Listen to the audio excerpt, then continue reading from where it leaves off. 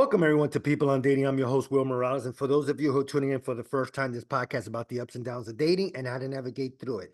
Today, my guest is Courtney Boyer. Did I get that last time? And it's funny, I wanted to practice before, and of course, I always forget. She is a relationship and sexuality expert and author of Not Tonight, Honey, Why Women Actually Don't Want to Have Sex and What to Do About It. Courtney, thank you so much for being on People on Dating. How are you? I'm great. How are you, Will? I am good. I'm good. So, Courtney, tell us a little bit about yourself. What was that journey like? What was that aha moment that you got into the sexuality experience? You're an author. What was that journey like for you? Yeah, so I grew up in the evangelical Christian church, and was very steeped in purity culture. So the whole true love waits, no sex before marriage, and just realized how harmful and damaging that was, not only as someone who got married at 22, but then also the more that I started to, see relationships, my parents' age and a lot of their marriages dissolving, who just didn't have the resources to feel supported. And so in college, I decided to not go to law school and instead decided to go and study sex. Wow, nice. Yeah. Yes, so talk a little bit more about that.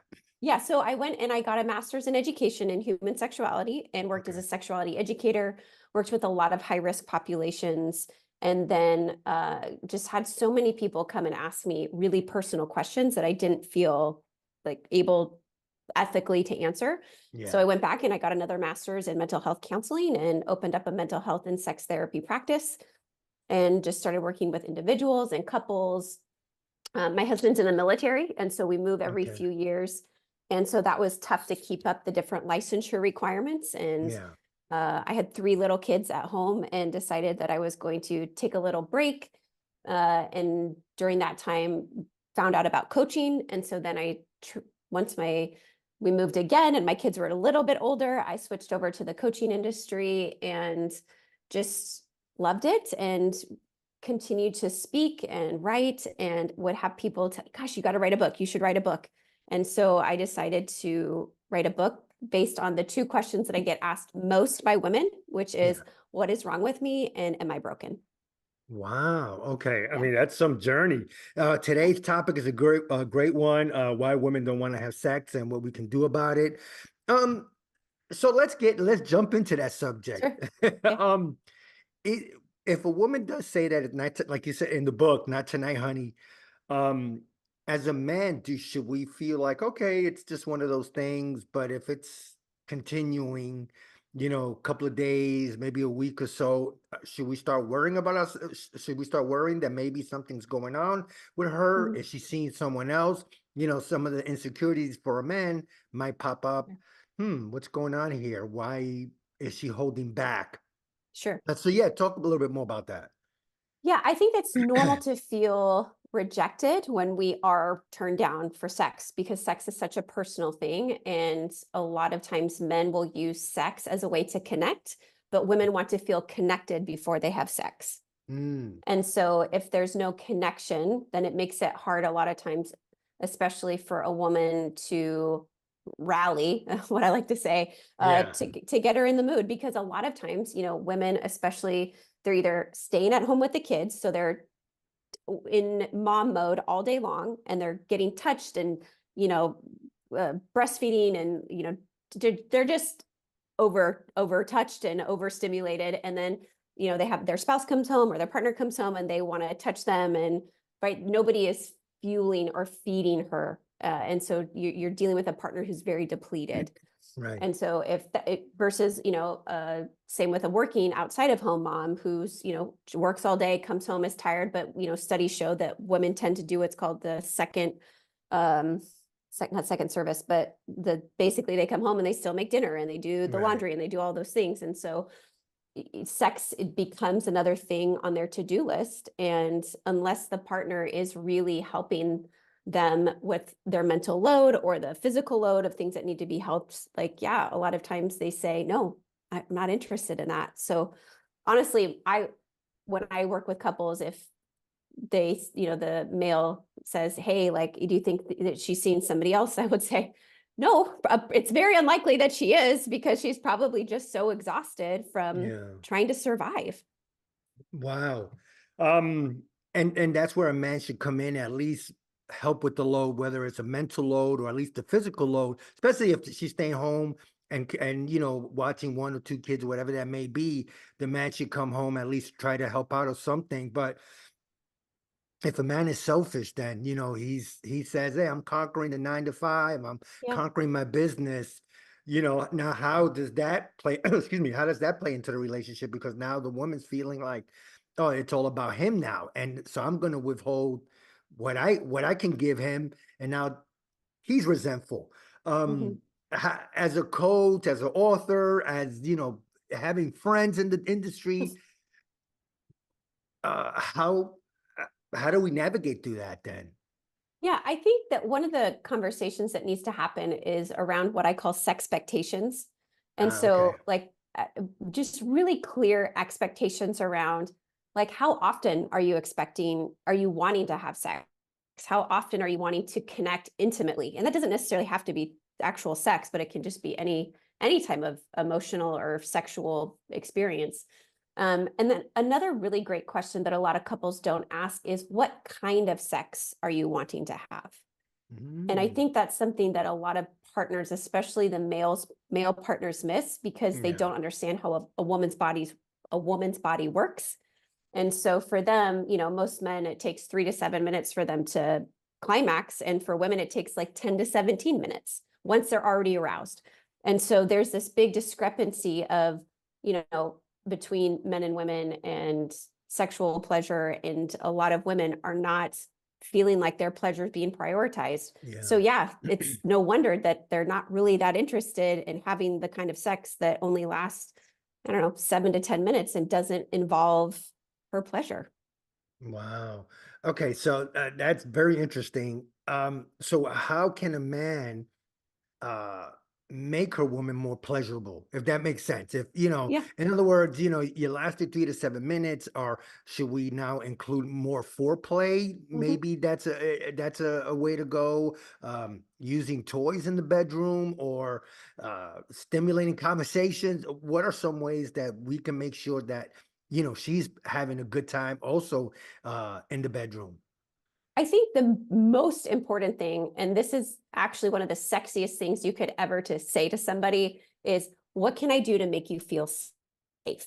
Right. Because if somebody does not feel safe, and I'm not talking like physically safe, I mean like emotionally safe, sexually safe, then they are not going to like give up their body like easily to somebody else. Right. They're not going to be open to wanting to do toys or whatever it is to like quote spice it up. Like a Yeah. really easy way to increase intimacy in your relationship and increase sexual frequency is to have that conversation of, do you feel like you can be yourself? Do you feel pressured like by me? Like, okay, like you're quote taking too long, or do you feel like you're supposed to perform? Or I mean, even men can feel pressure too. Like, do Yeah. you feel, the female partner saying, like, do you feel pressure to perform? Or do you feel like and so then that feels overwhelming to you? I mean, there's just so many beautiful conversations that can, emerge from just that simple question. Yeah, so it's definitely communicating, Absolutely. talking to the woman, talking to your girlfriend, wife, whatever that may be, and Yeah. just making her feel like, hey, how can I make you feel safe and all that. Yeah. Um, i- are men prepared for that though, to have that type of care? So, Yeah. Courtney, I got you there. So I know I can't Yeah. stop you, but I know I made you laugh a little bit. So, what can a man do? Especially again, I guess it depends. And tell me if I'm wrong. Their age. If they're in their 20s, they might not know this, but are they still immature at 40, 50, 60? Is it life experience, or just like you said, just having that conversation and just learning as you go? Yeah, well, okay, so there's a couple of things you asked. So the first thing I should say that I like to tell people is never ask a question that you don't want to know the answer to. Ah, fair enough. So if I'm going to ask that question to my partner, I better damn well be ready to put up and to provide for them with what and be able to receive what they have to tell me. Right. So I think that if you are not ready to make your partner feel safe, then this relationship is not going to last very long. Or if it does, it's not going to be healthy. It's things will not end well. Because if that is something that you do not have in your toolbox, which a lot of people don't have, Right. your first priority should be going about, how do I create safety in my relationship? That is basic 101. Okay. So if you are not there, find a way quickly to get there. Because if not, you're just going to keep having the same issues with different women, or the same marriage after whatever it is. In terms of maturity level, like I've met men in their 20s who are very mature, that they ask that question, they understand what they need to provide for their partners. And I've known men in their 50s who can't answer that question. So I don't Right. think it's necessarily about age. I think it's about emotional intelligence. I think it's maturity. Sure, age, if you've been around longer, you have the opportunity to learn more skills and be like better yourself. But yeah, I don't necessarily think that age is indicative of maturity. Right. So, if someone does want to, obviously provide a safe haven for Mhm. their partner, are there steps that they could take? I mean, definitely read your book, Not Tonight, Honey, definitely. But when you coach and you're coaching Mhm. students, are th- because this is a very important, I think, topic to talk about. How can we get the man there? Yeah. If my question made any sense. Yeah, it does. I think the first thing is to be honest and ask, do you want to be there? Because Right. it's a lot easier to maintain the status quo and like kind of make the effort or whatnot than it is to really make the effort. And I think for Right. some men, it's um can be not embarrassing, but maybe like shameful to admit that like I don't have a skill or a tool that like really my partner could use. No, So I fair think enough. having that self-awareness and the humility to say, I value myself and I value my partner and I value our relationship so Mm, much that I'm willing to go out and learn and acquire this skill so that I can be better for me and them and for the relationship. So I think that's step number one. right. um, Once they really have like that teachable mindset, is to try to think of things that, well, not even think, like they could honestly ask themselves, like just really like, what makes me feel safe? When was the last time I felt safe? Or if there have been intimate relationships with my parents, with past partners, that I felt like really seen and heard and loved. And I think that that's really the guideline for creating a safe space is like, am I allowing a space where my partner feels seen by me? Yeah. Does my partner feel like I'm listening to what they're saying? Or am I always waiting to interrupt? Am I always waiting? No, but you didn't hear what I said. But what, right? We always have, right, a comeback for Yeah, that. yeah, yeah, yeah. And do they feel loved? Am I filling their cup enough to where it's like, yeah, of course, like I feel connected to this. I feel loved and seen and valued and like I matter in this person's life. Like those are like easy steps to take to really like kind of have that checklist in your head, those three things. Wow. Okay. I mean, it's funny that you said some of the things, especially. I think the biggest is always self-awareness, right? And some of Yes, us don't get that until later on in life, or correct. if we're lucky, it might be when you're younger. So, like for me, Courtney, I was definitely not self-aware on some of the things I was doing, because I Mm, always wonder, like, okay, why is this not working now? Maybe I'm this or maybe I'm that. And it yeah. took a while for me to realize, okay, I need to be more forceful, and not saying in a bad way, but in other words, like take charge, plan the date, set certain boundaries and things like that, because it wasn't working for some of my relationships, especially in my 30s and even up to 40s. Mhm. Um, I think the biggest thing, like you said, is always self-awareness. But again, going back to that one, how do we know? Is it there a trigger? Is it you just finally said enough is enough? What am I doing wrong? How can I make this better? Yeah, go ahead. Yeah, I think we need to get out of a victim mentality. And Mm, so when we see ourselves as like, oh, it never works, it's always, my fault, or it's always everybody else's fault. Like instead, like at some point, we have to grow up and take responsibility for our life yeah. and for our actions. And when we're able to do that, that's when that switch occurs.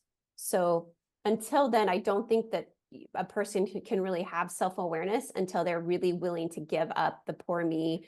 And not saying that they don't have, legitimate reasons to feel like a victim, but that doesn't, thinking that way doesn't serve you. It's Right. harming you. It's keeping you stuck. It's infiltrating your relationships. Yeah, and you're always thinking negative, like you Yeah, just said. Yeah, it's always my fault. You see, I'm not good at yeah, relationships. Um, yeah. so when we get to the point where, you're in a relationship, and then, like you said earlier, the woman could be overwhelmed, or your girlfriend could be overwhelmed with certain Mhm, things that they're doing at home or at work, or their own business. Are Is there another way that we could make the woman feel safer besides talking to her, but mhm. maybe a gift here or there, taking her on vacation, just making her feel that she's appreciated? Does that come into play where, hey, I appreciate what you've done. And just telling her that, or Yeah. showing her that you appreciate her. Yeah, I think that's a beautiful way to do that. And I think, getting her on board of like, how can I, make you feel loved? What can I do to show you my appreciation? Mm, For some women, or for some people, like, gosh, they just go over the moon if you bring them home flowers. And other yeah. women, they're like, what the hell am I going to do with these? Like, I don't want that. Right. Yeah. The intention is there, but a lot of times people give to make themselves feel better. And so it's really important that you're asking, like, what could I do that would make my partner feel better, that would Right. help them feel loved, help them feel seen, help them feel valued. And again, that all contributes to them feeling safe. Gotcha. And we're talking with Courtney Boyer. Today's topic is why women don't want to have sex and what to do about it. I think that's always the biggest thing. I don't think a lot of men show appreciation. Yeah. I know I went through that I didn't show any, I took everything for granted. And Yeah. of course that doesn't work, whether it's gifts or just saying it. I think the words, a hug here, say, hey, Yeah. everything will be okay, everything will work out. And I think most women, if not all, or at least some women, they just, they want assurance. Is that, am I on the right track with that? At least, show them assurance, or tell them, hey, everything's going to work out, or hey, I'm here for you if you need me. Yeah. I would say Yeah. that women like appreciation, Okay. to be like, thank you for, like, I see what you're doing. Like, thank you. Mhm. Like, I see that you do my laundry and that you fold my socks a special way. Like, I see that you get my favorite cookies at the store. Like, I see that you're so patient with our kids and you read them stories every night. Like, what do you admire about them? Like, why are you Mm. with them? Like, speak truth into their life in a way that is not like, hey, thanks for dinner. It was great. Right. Okay. I mean, not that that's not appreciated, but like, Yeah, but it's the way you say it though, right? I mean, yeah, yeah, that one, yeah, that's like, yeah, thanks for dinner. That could be like sarcastic, but I like it. It's the way you say it, the way you show the appreciation, the way you come off, right? yeah. Or finding like special ways to connect with her. Like if you know that she loves reading books, like, hey, do you want to read a book together? Or like, Right. I'd really love for you to, even if you don't really care that much about the book that she's reading, I'd love to hear, like, tell me what your book's about. Show Yeah, interest in the things that she is interested in. Like gotcha. find a way to connect with, enter her world. Find a way to enter her world. No, I love that. I mean, first of all, Connie, I want to thank you so much for being on People on Dating. I Yeah. really appreciate it. Talk more about your coaching. Yeah. So I work with individuals and couples, and I Okay. help them figure out how they can prioritize pleasure and create a life that is more pleasure centered and rewarding and fulfilling. Okay. And talk about your book, because I think that, first of all, it's one of the best titles I ever saw in a Oh, book. thank you. So talk Yeah. more about that. Yes. So it's focused on like two women, written to women, but I've had so many men read it who have Yeah. learned so much. I have couples that read it together. It is really meant to help women understand that they are not broken, that the messages that they've gotten about their bodies, about their sexuality are just so harmful, and Yeah. really helping just anybody understand like the pressures, the disconnection of what contributes to women just really kind of checking out of sex, and then talks about ways to overcome that, and how to really like a practical approach to solving this issue. Yeah. Tell us the title of that book again. It's called Not Tonight, Honey: Why Women Actually Don't Want Sex and What We Can Do About It. No, I love it. Great title. And Thank you. anything else you want to talk about or promote? Yeah, so I have a retreat coming up in June for a Ah, small okay. group of women in Paris, France. It is a sexual empowerment retreat. So it's really focused for women who feel like I could go forever without having sex, or they just are like, they want to come back to themselves. So they want to Right. come back to their sexuality and feel really connected to that.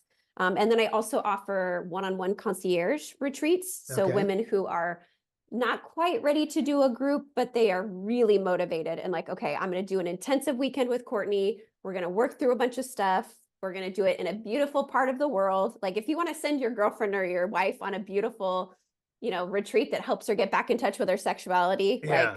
man, you're going to score a lot of points. No, sounds good. And if somebody wanted to get in contact with you, what's the best way? Sure. So I'm on social media.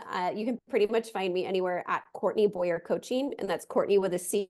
And then my website is CourtneyBoyerCoaching.com. No, sounds good. Well, first of all, Courtney, again, thank you so much for being on People and Dating. I really, really You're appreciate welcome. it. You're so welcome. Thanks. Thanks for having me. Yep, my pleasure. Bye bye.